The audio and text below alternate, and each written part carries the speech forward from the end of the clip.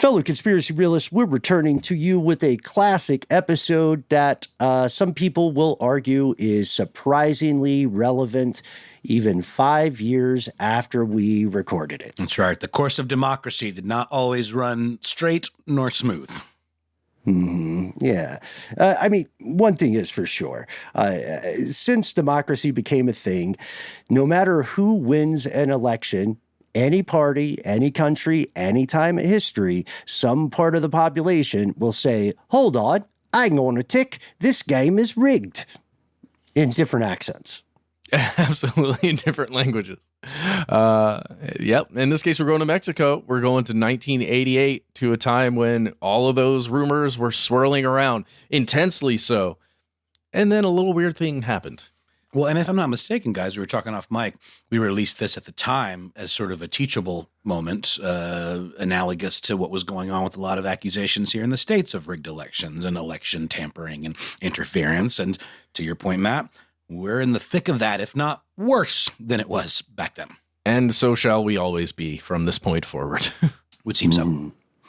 So let's get into it. From UFOs to psychic powers and government conspiracies, history is riddled with unexplained events. You can turn back now or learn the stuff they don't want you to know. A production of iHeartRadio.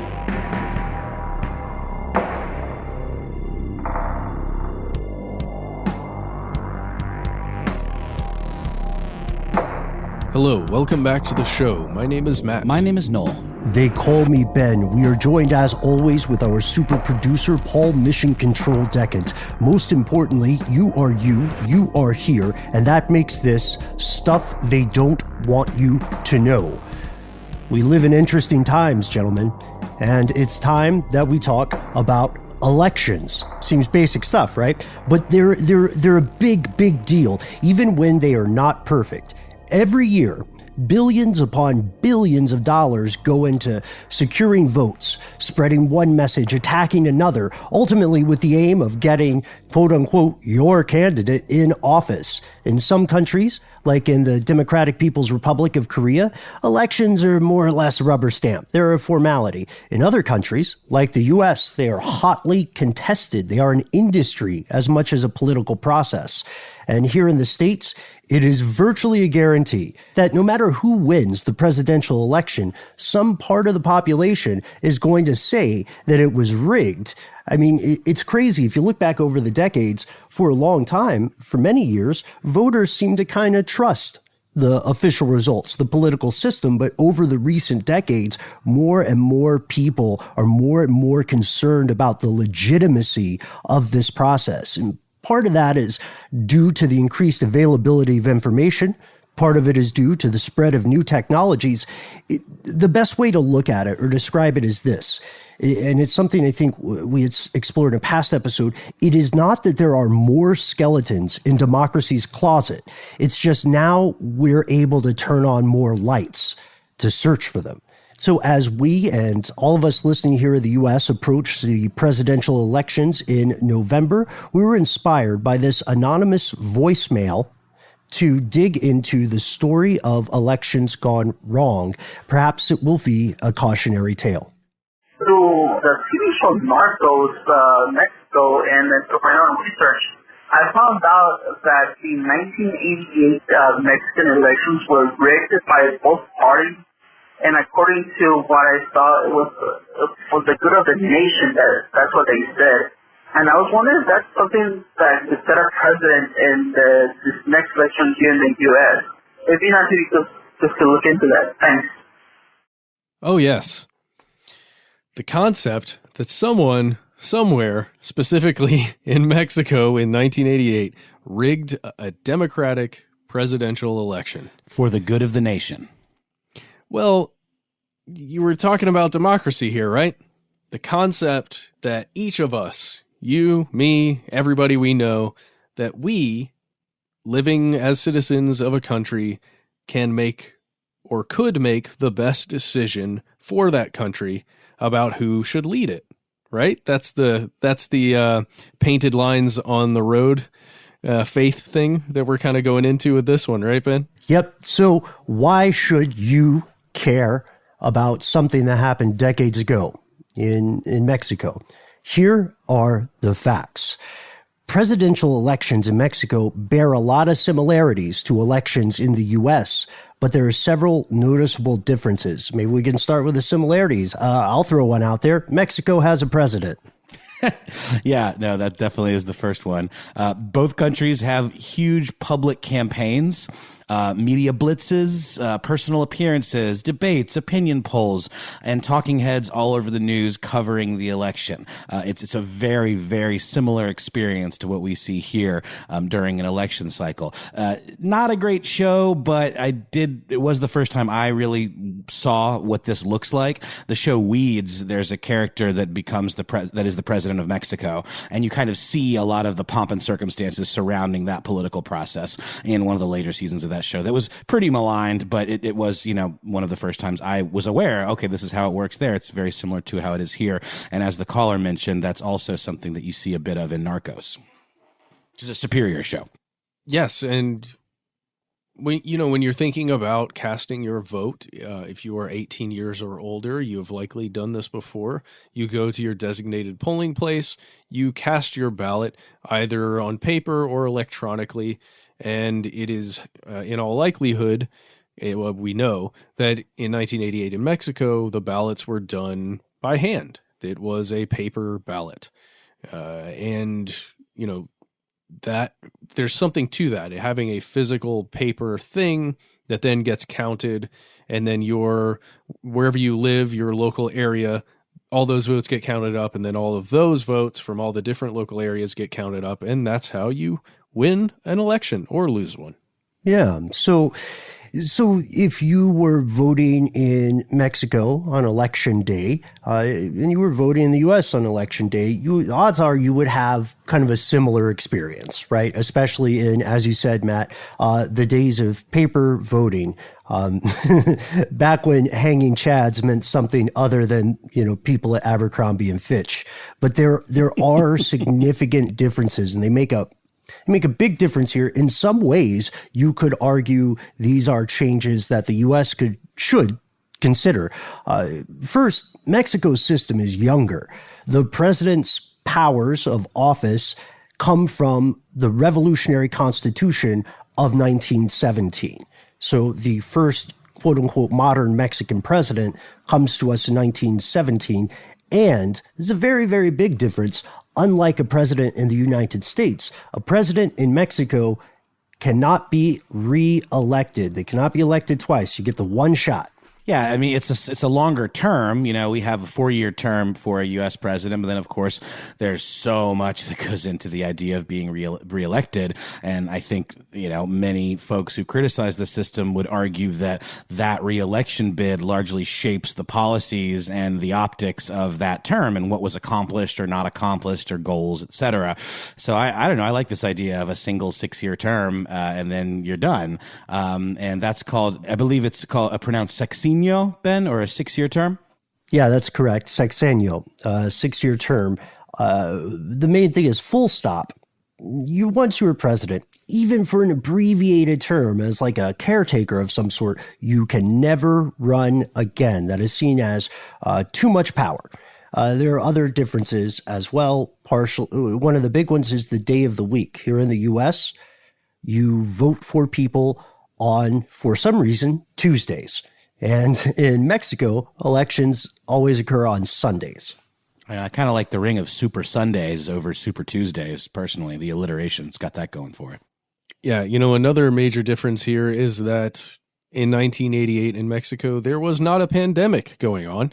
So people actually went out physically to vote. They didn't have to get paper ballots sent to their house or, absentee ballots or do anything online. Again, hampered a bit there by the technological side, but you had to go physically and do this.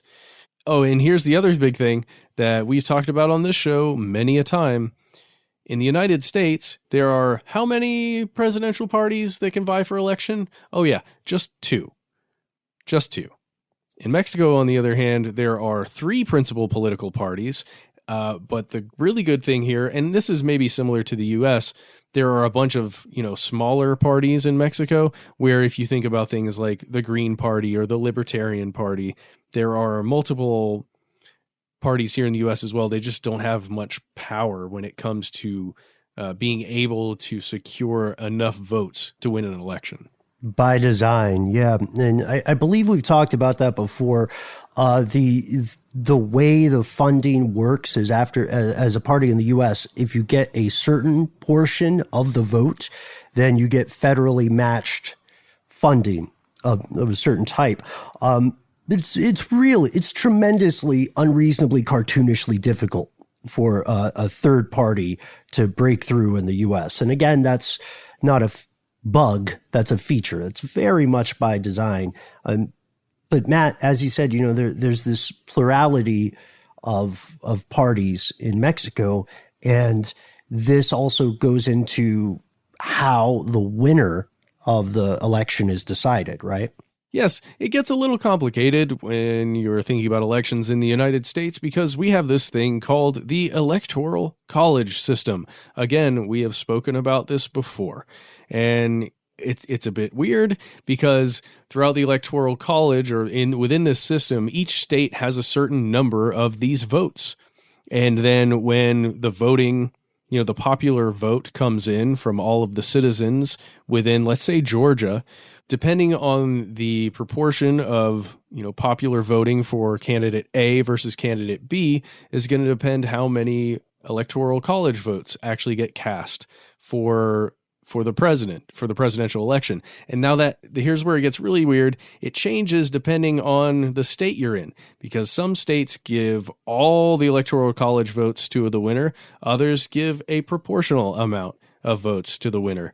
And the political parties are in charge of the Electoral College voters. Right. And off mic, I was confused, as many of you may still be, about the difference between majority and plurality. And Ben made the great point that plurality in theory allows more cooperation between parties, and our electoral college system is sort of set up to be incredibly divisive between parties, and the cooperation just isn't a thing, and it's very much an all or nothing kind of campaign with very little cooperation across the board. And that's sort of been a big issue with our government in general, is this idea of communicating across the aisle or whatever. So when I first heard this, I was like, this is interesting. This seems like a better system. Yeah. So that's one of the big differences for how the winner is chosen in the episode of Highlander known as presidential elections. In Mexico, the winner is chosen by plurality. In the U.S., the winner is chosen through majority. And as you said, Matt, the Electoral College system is a complicated thing by design. It has good intentions, and it functions often to sort of remove power from many demographics. That's why it's weird for outside observers to say, wait, this candidate lost the popular vote. Why are they president? I'm like, oh, well, we have this whole other vote. We don't get to really vote in it, but that's the one that counts. I know a lot of people have problems saying that, but there's not many holes you can poke in what I just said. Ben, I love that you mentioned best intentions, because I think that's going to be a big theme in today's episode that we're going to see popping up, and what that actually means. And where are those intentions coming from? That can make a huge difference. Let's just continue down this train of some of the similarities and differences just between voting and elections in the U.S. versus Mexico. So in the United States here, our elections take place in November. Our presidential elections, at least, take place in November. And then whoever wins goes into office and is inaugurated in January of the following year. Now, in Mexico, the elections are held in early July. And then whoever wins those elections comes in December, which is really interesting. It's like getting a bit of an early start on the new year, or like to being able to establish the office prior to having to really begin executing anything. It's like becoming a teacher during the summer. So you get you get to do your prep work before the school year starts, as opposed to starting on day one with zero time to get your ducks in a row. I don't know. That's sort of a silly comparison, but I think it holds. Not bad at all. I think that's astute.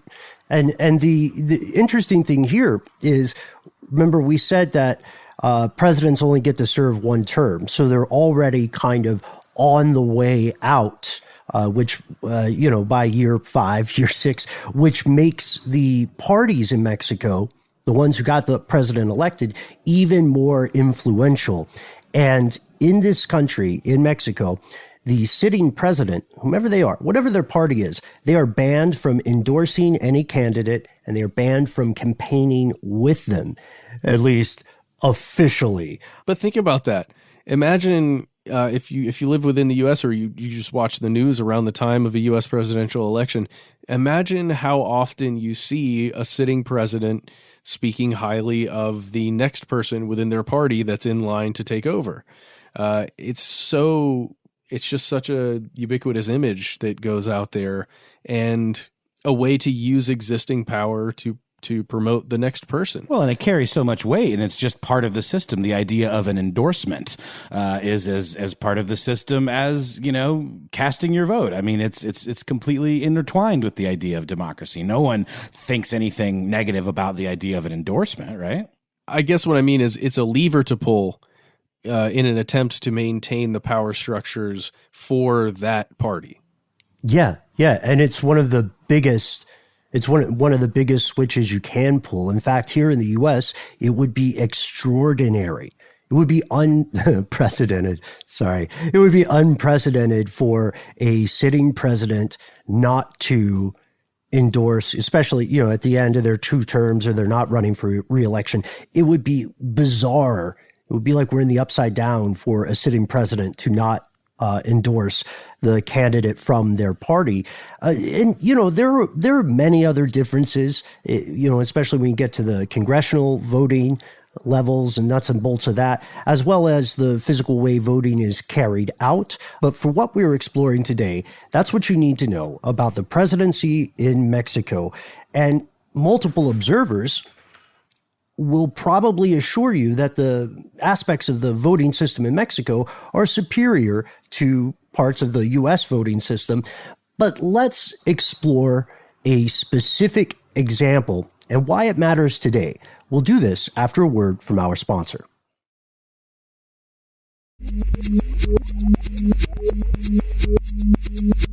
On July 6, 1988, Mexico held its scheduled election. This was part of the normal political process. There were 3 candidates in the front running, each from one of the 3, primary political party power sources. It was Carlos Salinas de Gortari, Cuauhtémoc Cárdenas, and Manuel Cloutier. We're not native speakers, so apologies for any mispronunciations there. But ultimately, here's what happened. The very end of it is that the Ministry of the Interior declared Salinas the winner and said that he had received 50.7% of the vote, 50.7.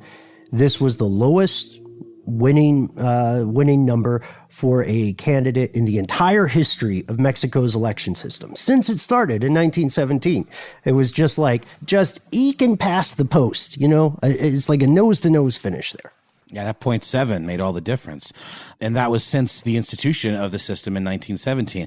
And so that leads to some questions. Was it rigged? That sure is a narrow margin. It seems like a little bit suspect, perhaps. And it turns out there were some reasons to be suspicious of this. There were problems with the process from the offset.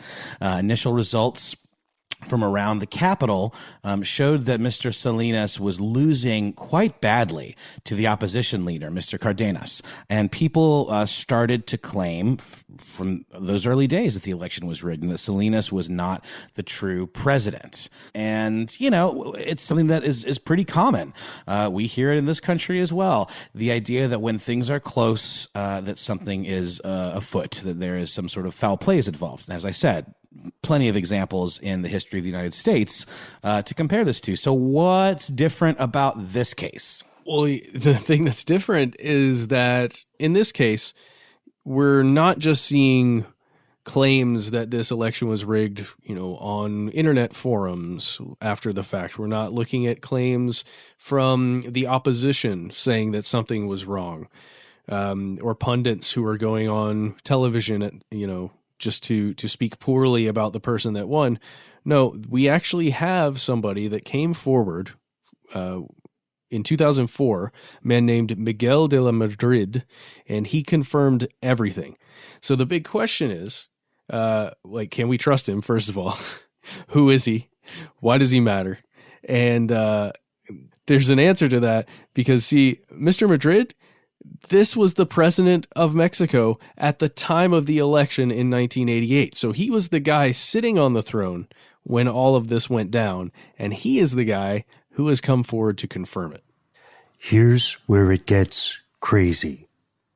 So was this vote compromised? Years later, the answer seems to be emphatically yes, 100%. In a fairly lengthy autobiography released in 2004, it ran about 850 pages, his former president, Mr. de la Madrid, recounted how he and other government officials who were also associated with his party, the Institutional Revolutionary Party, or PRI, as it's called, they were terrified that the opposition candidate, Cardenas, would win the vote. And so if he won the vote, he would drive their hand-picked successor out of office, but he would do something much more dangerous to them than that. He would drive the PRI party out of power. And that meant that they would get their fingers cut out from a lot of pies that they were in business and government, likely in criminal activities. I said what I said. And this is terrifying.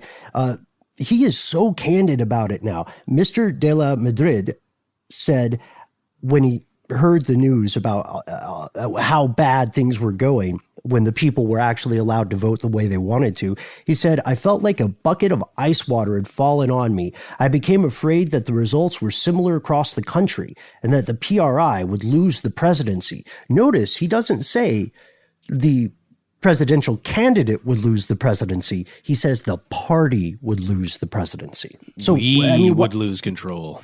Right. So what happened?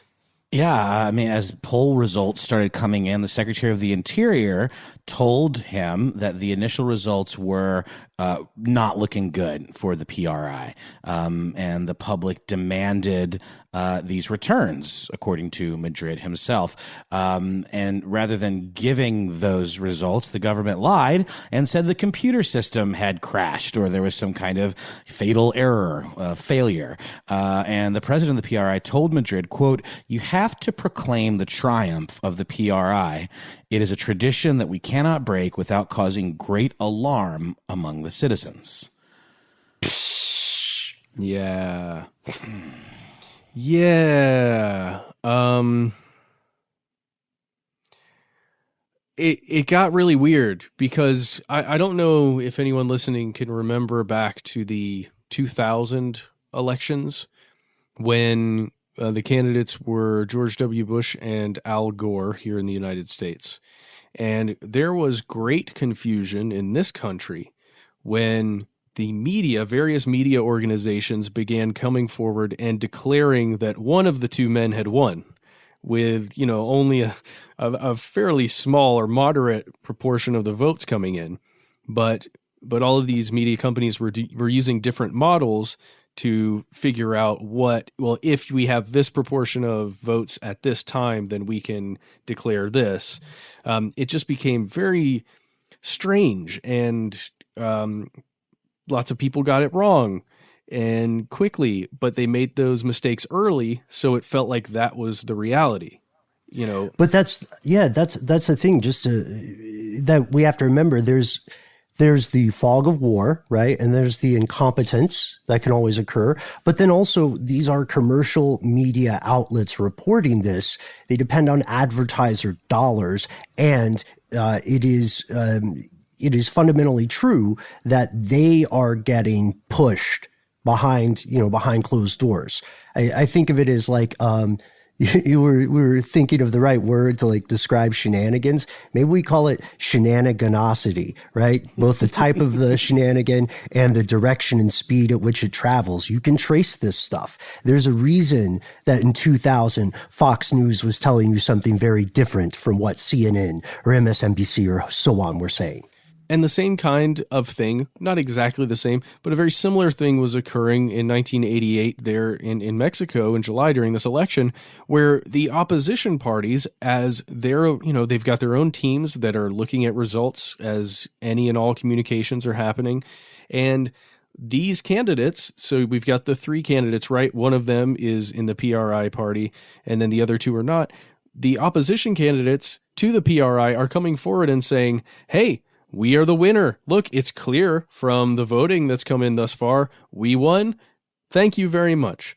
So everyone's declaring themselves the winner at the same time. Right. And so what do? The PRI had to kind of beat them to the punch at the very least. And without any official vote count, the president of the PRI declared his party the winner. And Mr. Madrid writes again in this tell-all kind of bombshell autobiography, quote, as in any emergency, we had to act because the problems were rising fast.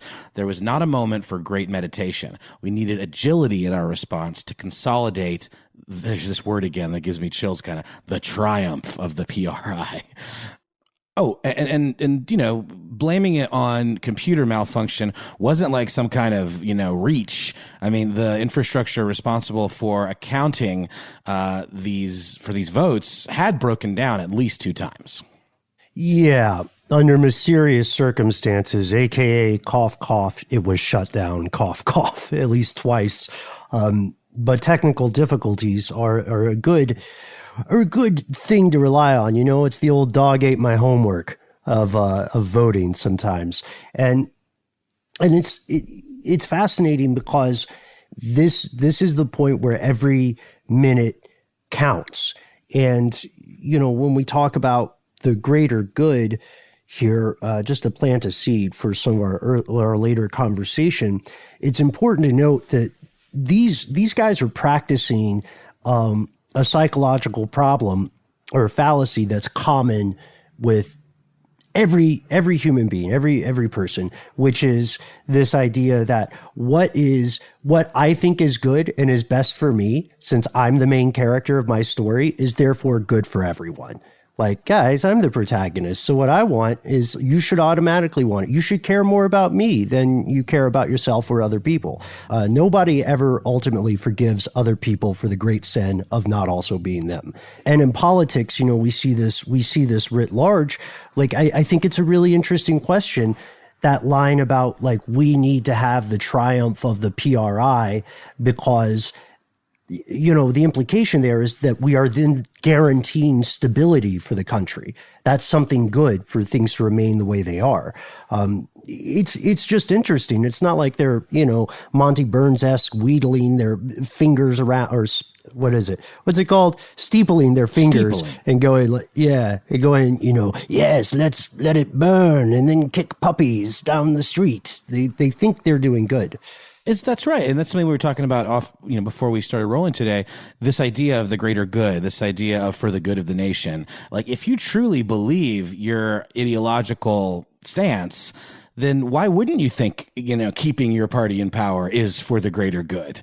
And it could well be with good intentions and not some kind of, we just want to screw over the other guy and it be for some sort of nefarious reason. Not to say that there aren't nefarious reasons, because ideology is a slippery slope and oftentimes people believe things that are not for the greater good. But if they do believe it, then that's a powerful thing, belief. So yeah, as far as they were concerned, this notion of protecting, defending this historical triumph of the PRI was with the best intentions, and as far as they were concerned, for the greater good of the nation. Yeah, so they did it. They declared they were the winners. And it kind of worked. We'll tell you all about it after a word from our sponsor.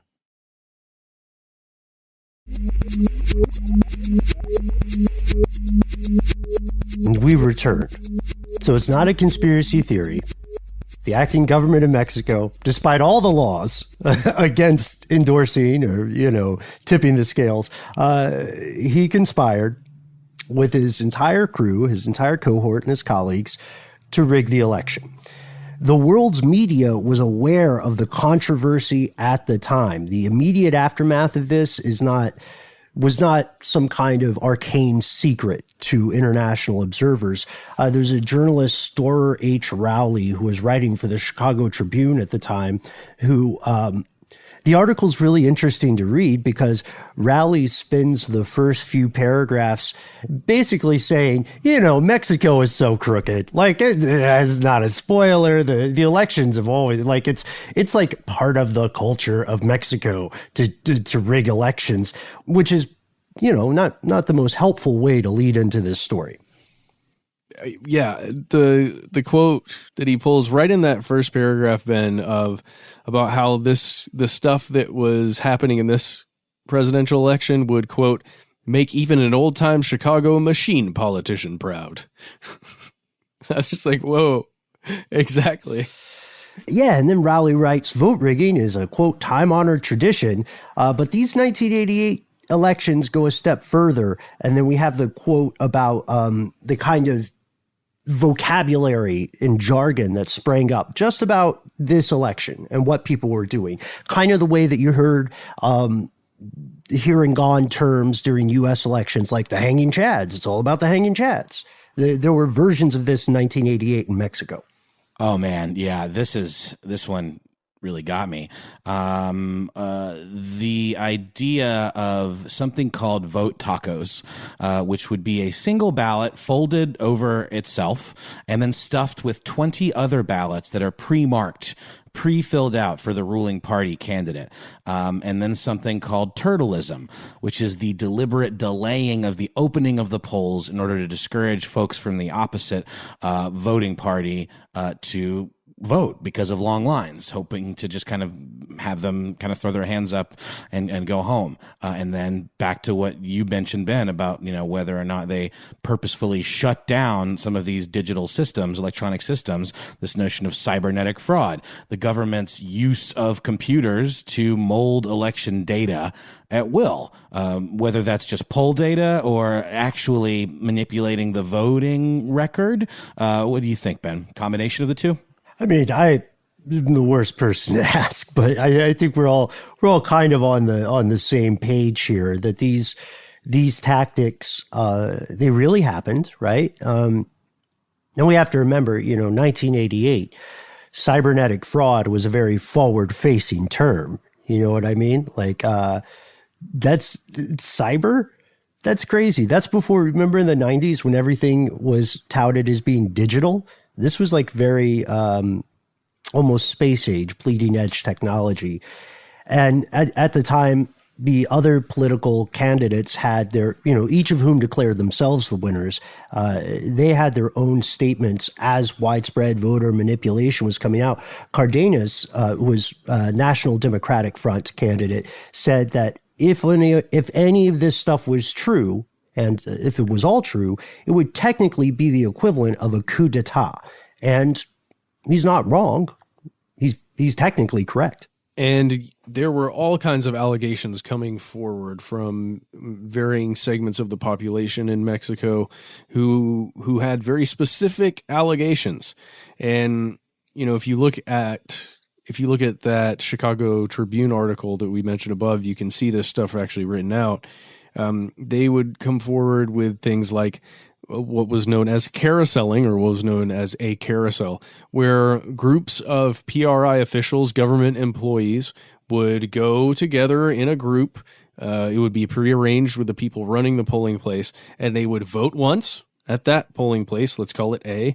Then they would go together and vote at polling place B, and the people running that polling station would let them in too. And it was just kind of a known thing that these this crew was coming through to vote multiple times. And if I'm not mistaken, that's similar to some of the Tammany Hall kind of corrupt voting practices that we talked about earlier, in terms of like a lot of similarities between the two. And one way that this was enabled was the use of this particular ink. Like, you know how like if you take your kid to Chuck E. Cheese, they make you get a stamp on your hand and then one on your kid's hand, and then when you leave, they got to compare the stamps. Maybe people who don't have kids don't know this, but it's a thing. I was impressed when I first experienced it. And that way you can't take someone else's kid. In that same way, they had a system of using this ink that wouldn't wash off to prove that you've only voted once. And someone named Catalina Precer, who was a housewife and National Action representative, who was a poll observer, noticed that they wouldn't let them use their own ink. They would supply this ink that would wash off more easily so that they could, you know, get away with voting more than once, even though, to your point, Ben, there certainly were observers that were in on it as well. And then you had something called alchemy laboratories, which sounds desperately sinister. Right. You gotta love the name. Alchemy laboratories describes the practice of creating secret computer terminals to function as an access point, a weak link in the transit from a voting station to the government tabulation center. So you could pop in from point A to point B, you could pop in that space between them, and then you could alter things to make it a little bit more pro-PRI or a lot of bit more pro-PRI. And these are just three of the specific allegations. These are three that were later backed up with very compelling evidence. But despite all of this, the political machine that the PRI had built rolled on. It was undeterred. Salinas became the president of Mexico, and the world media eventually shifted its ever mercurial focus to other affairs. Well, wait, you might be saying, well, isn't there evidence of this now? Yeah, I mean, the president at the time fully confessed to what happened and to the fact that this was rigged. But in the years after that election, something very interesting happened. There's, of course, internal investigation and so on. And as these concerns are rising, they won't go away domestically in Mexico. Just 3 years later, in 1991, the Mexican Congress orders all of the physical ballots of the 1988 election to be burned. So you heard that right. Yeah, they literally took all the actual votes without recounting them or examining them or so on, and they set them aflame. So there goes the proof. It's incredible. Because we all know, everyone listening knows that when voting is electronic, no matter how it's done, that information, that data, no matter how encrypted, can be manipulated. If you are intelligent and have trained yourself and are good with systems, you can manipulate that information. And now, especially if it's basic information coming from paper ballots, that's just recording how many people voted for who, and you've got 3 names on that ballot, and people are using ink, or, chads. They're not using chad. They're using ink in this system, at least from what I understand. If you're getting rid of the paper ballots, the only thing, the actual receipts, if you get rid of those, you can never prove that the data on a computer that's stored there is going to be real or not. Or it's certainly much more difficult. I mean, there are like computer forensic specialists that can, see if things were, there's certain like little markers and way. But yes, 100%. Well, in the end, it's whatever was inserted, whatever was put into that machine the first time, right? I mean, that's what you're going to find. And even if it's been manipulated, I'm just saying, like, that's the best you can do now is get the initial. It's the very definition of a paper trail, right? I mean, it gives you something physical that you can look at and say, see, we have them here. But they didn't have them because they burned them. Well, and they did it before their party even had the potential of losing power. Right. Think about that. The midway point, it's 3 years into a 6-year term. There are 3 more years that'll pass in which this new cycle can deviate. But surely you might be asking, surely there were consequences. I mean, come on. This is a huge country. This is a country that is at the forefront of so many things. Surely someone is going to, at least get scapegoated, right? Like whenever politicians get caught here, it's kind of a hazard of the job working as an underling that one day you may be on that stone chair. One day you may be the sacrifice at the altar to save your boss. But get this, there were no legal ramifications. There were just none. Even in 2004, 2005, when Madrid comes out and says, "Yeah, we rigged it," his old colleagues turned on him, and they were like, "Did we though?" Yeah, they completely discredited him, characterized him as being some kind of bitter old man, possibly even used some little ageist tactics against him because he was 71 at the time. But yeah. They also trotted out the old trusty that his comments were being taken out of context, which is basically like gaslighting the public, saying, no. He said what he said, but you don't understand what he really meant. And then didn't give him the opportunity to respond, or, just kind of buried it. So it really kind of makes you wonder what went on in subsequent elections. What's going on right now? It's kind of like when Conan O'Brien keeps trying to say that he said he steals children's shoes and nails them to walls of his closet was a figure of speech, right? It's exactly the same thing, Ben. It's the worst Easter egg we've ever done.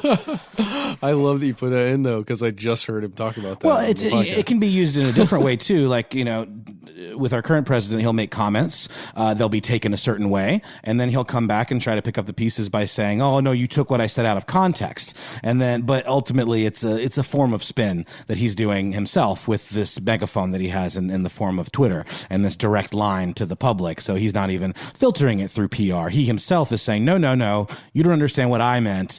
I meant this. And it's a way of potentially being able to say whatever he wants and then have an out later. So this isn't quite the same thing, but it's not that far off.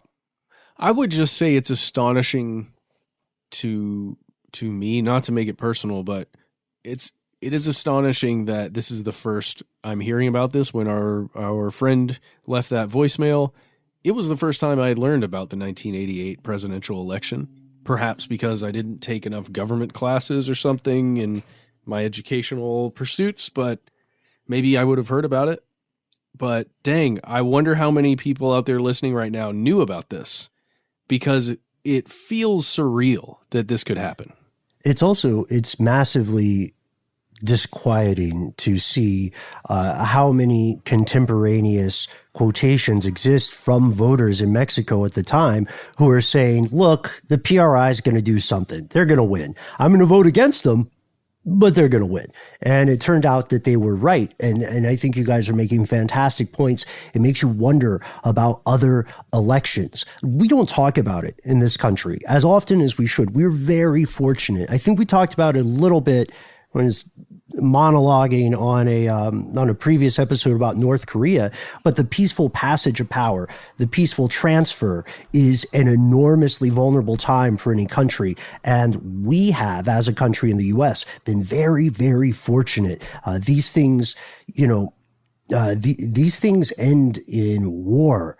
More often than, a lot of people would be comfortable believing. That's because democracy is not a static institution.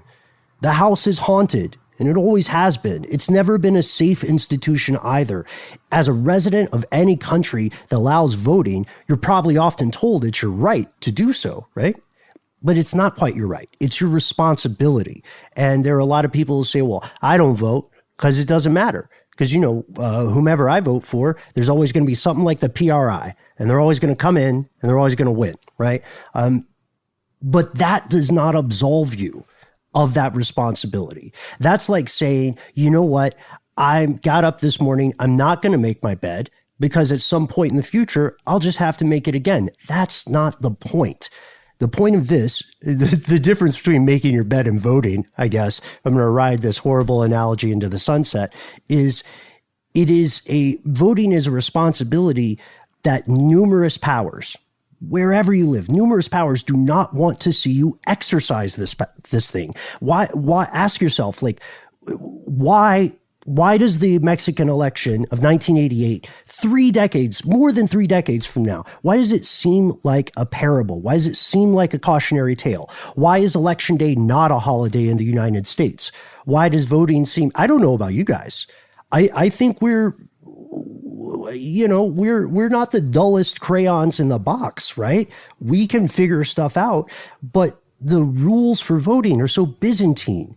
There's so many opportunities for things to go wrong. Is it by accident, incompetence? Is it by design? Like, why do you guys think this is the case? Why is voting not a holiday here? Well, I don't know, Ben, but you got me thinking I really need to go make up my bed as soon as we finish this podcast, both as a real thing that I should do and as your analogy, which holds true. Because you're right, it's a maintenance thing. You can't just lean on your laurels and be like, okay, it worked once, now I don't ever have to do it again. Or, okay, I did it once. You got to police it yourself. You have to be aware. You have to pay attention and not settle for anything less than openness of democracy. And it's not always easy to do. And we're living in a time where it feels like it's maybe even slipping away even more. But I think, I would just join you both of you gentlemen in urging folks just to pay attention and don't give up in the process just because you don't think it's working for you all the time, because it might not happen overnight, but it's definitely something that you have to kind of keep at and keep after to make work, or to at least exercise your part of it working. Okay, I got 2 things. Just the concept that we outlined earlier in the episode, that in Mexico you vote on a Sunday, and in the United States you vote on a Tuesday. And we live in countries that are capitalist and based on people working during work days a lot of times to make money, to then pay taxes, to then support the government. And you vote on the people that you want to run the government. But just for us to do it on a Tuesday versus, even if it's not a holiday, Ben, if it's just on a weekend, I can see that being very beneficial for a large portion of people. However, if it's on a weekend, then all of the people who work in restaurants, all the people, who work in service industry and hospitality, they're not going to have an easier time voting if it's on a Sunday. So basically, you've kind of like reconvinced me that it absolutely should be a holiday, the way we have bank holidays or any other holiday where that's all you do that day. That's it. And there's a lot being made of the legality or illegality of mail-in votes. I think that was a big thing that, was fact-checked by Twitter, that no, it is perfectly legal to mail in your vote, and to do an absentee ballot, et cetera. And, the very fact that there's rhetoric around trying to demonize the practice of doing a mail-in ballot seems to be part of this whole rigging the system situation. I don't know. What do you guys think about that? It's been a big topic of debate here in the United States of late. The thing is, part of it goes back to, I would say, kind of decentralization of the voting process, the fact that it's state by state, the fact that some people who can vote in one state, felons, for example, may not be able to vote in another. Those kind of things inherently mean that the circumstances, state by state, are not equal in this regard. And when they are not equal in this regard, then that means that people are, I wouldn't say necessarily being disenfranchised, but people are not getting the same fair shot at voting and making their voice heard that people in other states are. This is profoundly important. We do have systems like early voting, right? Absentee voting, and so on. The primary objection now, the cause du jour, as we approach November in this country, seems to be, in this cycle, the idea of mail-in voting. The opponents of it, correct me if I'm wrong here, the opponents of it say it provides an opportunity for voter fraud, right? And then the proponents of it say, I would like to vote without having to risk getting fired. Legally in this country, an employer does have to allow you to vote, to go vote, but how on earth is that enforced, right? And when? There's also a pandemic going on. So if you can ask people to risk some time out of their day to vote as an educated voter, but if you are putting them in a position where you're forcing them to expose themselves to a potentially fatal infection, I mean, that's not something, there's not anything in the Constitution that says you must risk your life to vote. So it could lead to self-selecting disenfranchisement. I mean, to your point, Noel, the big thing about mail-in voting, the two big ideas at loggerheads here are the idea that voting is important in this country and we should therefore make it as easy as possible for as many people as possible to voice their opinion. And then the thing opposed to that is the idea that someone will make thousands or hundreds of thousands of fake ballots and put those in. But that would take, I think we walked through it before, that would take so much work for such a small return. You would have to be super strategic about it. You would have to, I don't know. It seems, I'm not going to say it's a made up concern because there are cases of voter fraud, but it seems to be a concern that is being exploited and misrepresented in the discourse today. Well, it's also like not, let's go beyond disenfranchisement to disenchantedness, I guess. If you're already feeling, like, why bother? And then you're inconvenienced to the point of feeling like you have to go out to the polls and risk your life and your health to vote, you're probably going to stay home. And that's something that I think is being exploited as well, that level of disenchantedness toward the process and this pandemic, and potentially getting an outcome by saying, oh, no mail-ins. You got to go in person. When the president himself didn't do that, he mailed his vote in and drove past the precinct where he could have voted in person, which has been a historical thing that presidents have done, and made a big kind of PR move out of it for whatever the reasoning behind it is. It is a thing that I always remember seeing the president go to the ballot box and vote for himself. That's the thing. Maybe if you are, to that enormously important point about disenchantment, maybe if you are disillusioned, disenchanted, well, first off, you have every right to be. Maybe if you are, think about this. I once tried to explain to someone who was very anti-voting, I once tried to explain the most realistic, on-the-ground, selfish, self-motivated reason to vote. Even if you don't care about other people, here's why you vote. It is you buying the right to complain for another 4 years. It is you now, because you voted, because in some minute, infinitesimal way, you tried to do something, so now you can talk about it. If you didn't try to vote, then why are you pretending like you care in year two? You know what I mean? Because you didn't care that day you had the chance to do something about whatever your problem is, and that sounds cold and brutal. But it is true, and it should be a motivating factor. And of course, voting is like the bottom of the barrel kind of thing. You can get active with your community. You can vote in municipal elections. You can make your voice heard at town hall meetings. But of course, then it becomes an issue of time, right? Because to your point, Matt, there is a capitalist society. Eventually, your employer is probably going to say, look, you can't keep going to these comptroller meetings. You have a job. What even is a comptroller? I'm kidding. It's a cliche at this point to not know what a comptroller is. It's just the most esoteric sounding job. It's something to do with it's like being a treasurer. I don't really know still.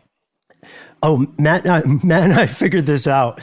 It's an accountant of a type, right? Yeah, it was a financial thing. Yeah, got it. Yeah, man. Those are important.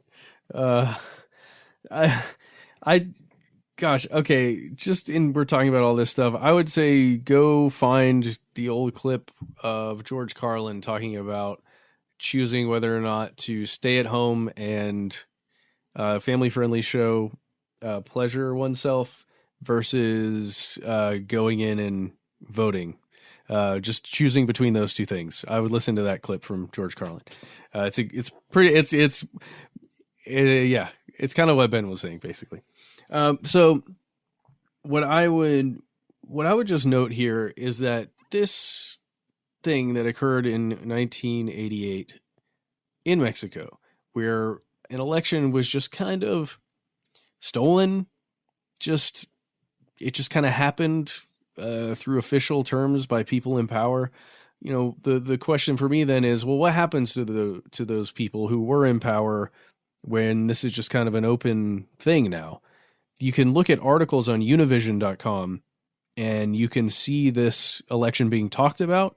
You can see it being talked about with relation to the most recent presidential election that occurred in, I believe, 2018, where one of the officials, a man named Manuel Bartlett, who was a part of that 1988 election, he has actually been appointed to one of the higher administration levels within the sitting government by the then president-elect, I believe it's Obrador, who was elected in 2018. So you can see where even if you're an official who took part in something like this, if you're still on the same team as the people that maintain power, you're going to get to continue playing, basically. Yeah. Hey, you know what that reminds me of? Such a tangent. One of the guys who got locked up for the Enron scandal is not only out of prison, but he's getting back into the energy sector in a big way. He's super pumped about it. And is he going to do asteroids? Oh God, who knows? Manuel Bartlett, though, I'm so glad you mentioned that specific name. He was the president of the Federal Election Commission in 1988. The person who kind of like heralds the official decision. And then he was appointed, fast forward 2018, as you said, he was appointed the director of Mexico's Federal Electricity Commission. So, he's not handling elections anymore, at least. But computers need electricity. That's where you can manipulate the vote. So is this a case of one bad institutional apple, or is this a cautionary tale that isn't told as often as it should be? Is this just one of many examples? If you are someone in the U.S. who does vote, regardless of what degree you find yourself participating, then now is the time to go check your voter registration, because depending on what state you live in, you might be surprised to find whether or not you're on the rolls. This happens any number of times for any number of reasons. Not all supervillain conspiratorial stuff, some just pure incompetence, or some just the hazard of a machine with millions of moving parts. But it is in your best interest, because even if you don't think your vote counts, you don't want to be someone on social media in like 2022 talking about something and someone asks you if you voted and you say you didn't, because that will remove what people will see as your right to have an opinion. And we're not talking about the three or four of us or you listening now. We're talking about the people you talk to later. Put your money where your mouth is. That's right. And if you do want to find out what your registration is or what your status is as a voter within the U.S., if you have a search engine, you can find it very easily. There will be a .gov website for your state in all likelihood. There's one for our state and several others that I just spot checked, where you can just type in a few things about your info. It's usually your date of birth, your name, and where you are, what county you're in, and you'll be able to find it. So we want to know what you think, not just about elections in general, not just about the future of elections in your country or abroad. We'd like to hear specific examples from your neck of the global woods. What shenanigans were about? What specific instances do you recall, and were there specific concrete ramifications? Because the people who stole an election in Mexico not too long ago, quite possibly while us and your fellow listeners were alive, those people got away with it. Those people got away with stealing an election, and that's just baffling. That's I would assume it's more difficult than, say, stealing a candy bar or a car. But, maybe we just have to give it the old college go. And what happens when you, like, let's say this is acknowledged unequivocally. We find this out about our government. This happened. Do you render every decision the illegitimate government made over the course of their tenure, like, null and void? Like, there's really no historical precedent for this. And their choice in Mexico was just to pretend it never happened. Well, Univision makes just a really good point of what really occurred when they stole the election, the PRI, is that they pushed back by 6 years the true instatement of democracy within Mexico, basically, is what they were saying. And that maybe that's not the full truth, because who's to say the elections prior to that were also stolen in some way. But still, it kind of gives you that feeling then. Well, if that one wasn't real, and we were all made to believe that it was real, then there's no way to prove that the other ones were right or legit. It's just an eroding of trust, I think. And we want to know what you think. You can write to us in all the usual places on social medias, or we're Conspiracy Stuff Show. You can join our Facebook group. Here's where it gets crazy. You can also, should the spirit so move you, find us as individuals. I am at Ben Bolin HSW on Twitter. I am, in a burst of creativity, at Ben Bolin on Instagram. I am at How Now Noel Brown, just hanging out on Instagram actively. I'm on Twitter, but I just kind of lurk, so I don't even throw that one out there. And I'm Matt Frederick _iHeart, I think. Maybe you'll find it or not. And if you don't want to use Instagram or any of those other socials, you can give us a call. Our number is 1-833-STDWYTK. Give us a call. You can leave a message. You'll hear Ben's voice. He'll let you know what to do. And once you do leave that message, it'll be about 3 minutes. Then you can call back again if you want to, if that wasn't enough time.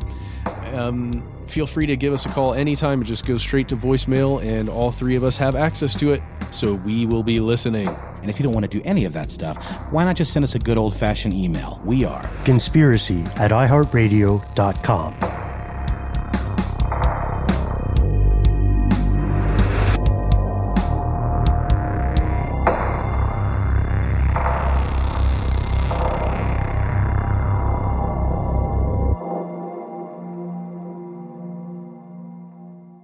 Stuff They Don't Want You to Know is a production of iHeartRadio. For more podcasts from iHeartRadio, visit the iHeartRadio app, Apple Podcasts, or wherever you listen to your favorite shows.